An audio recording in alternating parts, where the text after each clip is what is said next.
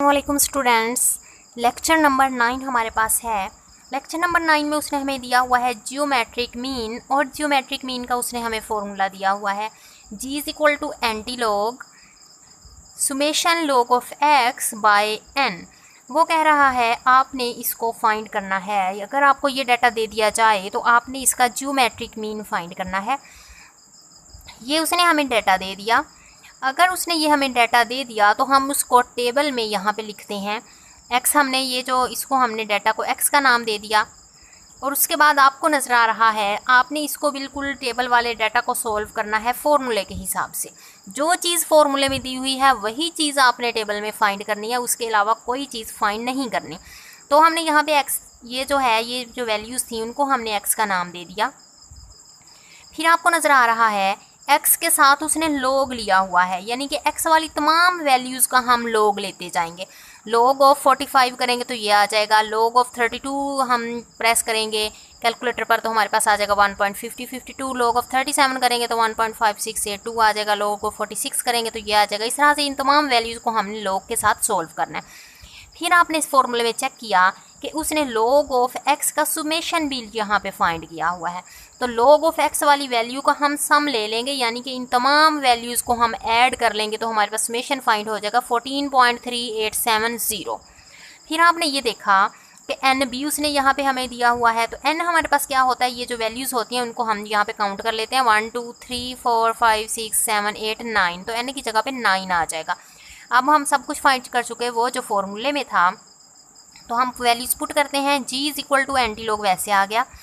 Summation log of x हम नीचे यहाँ पे फाइंड कर चुके हैं 14.3870, तो हमने यहाँ पे रखा। n जो है वो भी हम फाइंड कर चुके हैं, 9 है हमारे पास। इसको हम इस 9 के साथ डिवाइड करेंगे तो 1.5986 आएगा। जब हम एंटी लॉग लेंगे, एंटी लॉग कैलकुलेटर पे शिफ्ट और लॉग दबा के फिर हम लेते होते हैं, और जब हम इसका एंटी लॉग लेंगे तो 39.68 हमारे पास आ जाएगा। और ये फाइंड हो गया हमारे पास जियोमेट्रिक मीन। बट आपको नज़र आ रहा है इसमें कोई क्लास लिमिट वगैरह नहीं दी हुई, यानी कि ये हमारे पास अनग्रुप्ड डाटा है, ग्रुप्ड डाटा नहीं है। तो आगे हम सीखते हैं कि ग्रुप्ड डाटा का जियोमेट्रिक मीन किस तरह से सॉल्व करते हैं। जी डियर स्टूडेंट्स, हमारे पास आ गया geometric mean for grouped data. तो अनग्रुप डाटा का फॉर्मूला आपने चेक किया था, वो हमारे पास था g is equal to antilog summation log x divided by n। तो अनग्रुप डाटा का जियोमेट्रिक मीन का फॉर्मूला हमारे पास होता है antilog summation f log x, यानी कि लॉग x जो हमने फाइंड किया उसको हमने f के साथ मल्टीप्लाई करना है। फिर जो वैल्यू आएगी उसका हमने सुमेशन फाइंड करना है, और फिर n के साथ हमने डिवाइड करना है। जस्ट एक f का इजाफा हुआ है और उसके अलावा कुछ भी नहीं। तो वही हमें उसने टेबल दिया हुआ है, क्लास लिमिट्स दी हुई हैं, फ्रीक्वेंसी दी हुई है। x जो है, x किस तरह से हम यहाँ से फाइंड करेंगे, आपको पता है पीछे हम x जो है मिड पॉइंट होता है, मिड पॉइंट को हम x बोलते हैं। तो यहाँ से हम मिड पॉइंट फाइंड कर सकते हैं। इन दो वैल्यूज़ को प्लस करें और 2 पर डिवाइड करें, हमारे पास मिड पॉइंट निकलता जाएगा। फिर इन दो वैल्यूज़ को प्लस करें, 2 पर डिवाइड करें, ये मिड पॉइंट आ गया। यहाँ से हम सारे मिड पॉइंट निकाल सकते हैं। ये हमारे पास x फाइंड हो गया। फिर उसने यहाँ पे हमें नज़र आ रहा है, उसने कहा कि आप log ऑफ x फाइंड करें। फॉर्मूले के हिसाब से हमने चेक करना होता है। सारी बातें लास्ट में आके हमने वैल्यूज़ फॉर्मूले में पुट करनी होती है। तो जो चीज़ फॉर्मूले में नज़र आए वही चीज़ हमने टेबल में सॉल्व करनी है। हमने x, हमारे पास यहाँ पे x नहीं था तो हमने क्या किया, हमने x फाइंड कर लिया। log ऑफ x हमारे पास नहीं है तो हम x वाली वैल्यू को log लेते जाएंगे, तो हमारे पास log ऑफ x फाइंड होता जाएगा। फिर उसने कहा log ऑफ x की वैल्यू को f के साथ मल्टीप्लाई करें, यानी कि फ्रीक्वेंसी के साथ मल्टीप्लाई करें। तो हम log ऑफ x की वैल्यू को 2 से मल्टीप्लाई किया f के साथ, तो ये आ गया। फिर इसको इसके साथ मल्टीप्लाई किया तो हमारे पास ये वैल्यू फाइंड होती गई। log of x multiply by f, ये हमारे पास आ गया। फिर हमें नज़र आ रहा है, उसने कहा कि f डॉट log x जो आपने फाइंड किया है आप उसका सुमेशन लें, यानी कि आप उसको प्लस करें। तो हमने इन तमाम वैल्यूज़ को प्लस कर लिया, हमारे पास आ गया 47.3042। ये हमारे पास सुमेशन फाइंड हो गया। तो आपको पता है अब हम सब कुछ फाइंड कर चुके हैं। तो फॉर्मूले में हम पुट करते हैं g is equal to antilog summation f log of x, हमारे पास आ गया 47.3042, और n जो है वो हमारे पास है यहाँ पे 30, हमने 30 लगा लिया। अब हम इसको इसके साथ डिवाइड कर देंगे। जो हमारे पास ग्रुप्ड डाटा होता है उसमें फ्रीक्वेंसी को ऐड करें तो वो हमारे पास n होता है, इसलिए n हमारे पास 30 है। इसको जब हम इसके साथ डिवाइड करेंगे तो 1.5768 आएगा, और जब हम इसका एंटी लॉग लेंगे तो हमारे पास आएगा 37.74। ओके स्टूडेंट्स, अब हम आते हैं नेक्स्ट पेज पर। जी स्टूडेंट्स, आप ज्योमेट्रिक मीन फाइंड कर चुके, ग्रुप डाटा का भी और अनग्रुप डाटा का भी।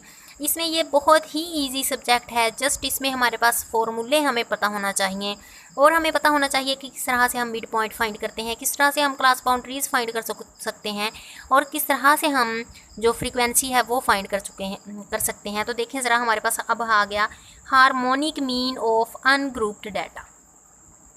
तो अनग्रुप डाटा का चौके पीछे भी हम जितने भी फॉर्मूले किए हैं, अनग्रुप डाटा के और फॉर्मूले थे और ग्रुप्ड डाटा के और फॉर्मूले थे। हार्मोनिक मीन जो अनग्रुप डाटा का है वो है n divided by summation 1/x, और जो ग्रुप्ड डाटा का फॉर्मूला है वो हमारे पास है n by summation f1/x। Just इसमें भी f जो है वो ऐड हो चुका है।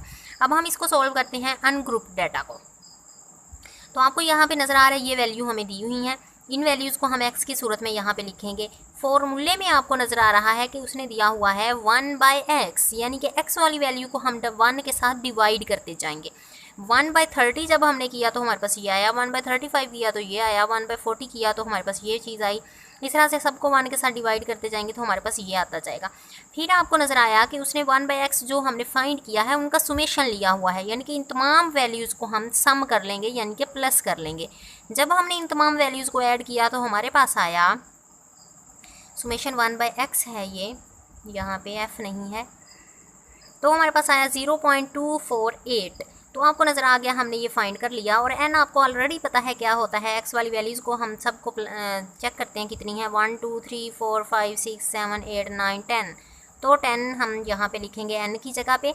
सुमेशन 1/x जो हमने फाइंड किया वो है हमारे पास 0.247। 10 को जब हम इससे डिवाइड करेंगे तो हमारे पास आएगा 40.02, और ये हमने कर लिया find harmonic mean of ungrouped data. अब हम आते हैं ग्रुप्ड डाटा का हार्मोनिक मीन किस तरह से फाइंड करते हैं। बल्कि यहाँ इस लेक्चर में अभी हमें ग्रुप्ड डाटा का हार्मोनिक मीन फाइंड करने के लिए नहीं कहा हुआ, उसने हमें नेक्स्ट एग्जाम्पल में कहा था कि आप एवरेज फाइंड करें। एक उसने हमें यहाँ पे वैल्यू दे दी थी, उन वैल्यूज़ को एवरेज किस तरह से फाइंड करते हैं, हम उन तमाम वैल्यूज़ को प्लस कर लेते हैं और जितनी वैल्यूज़ हों उन नंबर के साथ हम उसको डिवाइड कर देते हैं, तो हमारे पास यहाँ पे निकल आती है एवरेज। तो मिड रेंज क्या होती है, रेंज हमने पीछे फाइंड की थी कि बड़ी वैल्यू में से माइनस कर देते हैं छोटी वैल्यू को, और मिड रेंज हमारे पास होती है दोनों बड़ी और छोटी वैल्यू को ऐड करते हैं और 2 पर डिवाइड कर देते हैं, मिड रेंज निकल आई। मिड क्वार्टाइल रेंज क्या होती है, Q1 + Q2 डिवाइडेड बाई 2 हमारे पास आ जाएगा और ये मिड क्वार्टाइल निकल आएगा। और हमारे पास ये वाला लेक्चर हो गया कंप्लीट। जी स्टूडेंट्स, आप सब्सक्राइब करना मत भूलिएगा। ओके, अल्लाह हाफिज़।